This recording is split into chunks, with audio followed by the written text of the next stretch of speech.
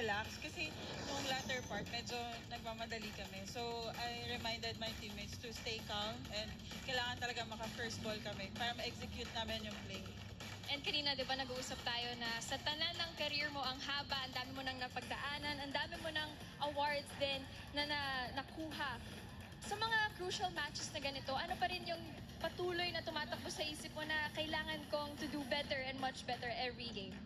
Siguro yung pagiging ate inside the court. Siyempre, I'm the ate sa team. So, ayun lang, parang I keep reminding each and everyone na we have to do our best in every game. Now, madami pang pagdadaanan. There's a single round robin that's gonna go on for the quarterfinals, for the semis, actually. Ano pa yung kailangan yung i-polish? Siguro, we have to polish more our service and receive.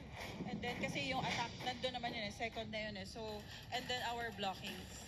Meron ka bang mga gustong batiin sa dami-dami ng fans na nanonood? Of course, we would like to thank the Barangay Villavicencio. Thank you po sa pagmamahal at support sa team.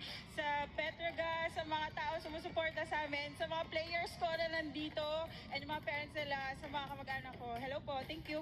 Congratulations, Mama Chi! Ang kahuli-hulihang last semi-final spot ay napunta sa Petrogas Angels, and welcome to the semi-final.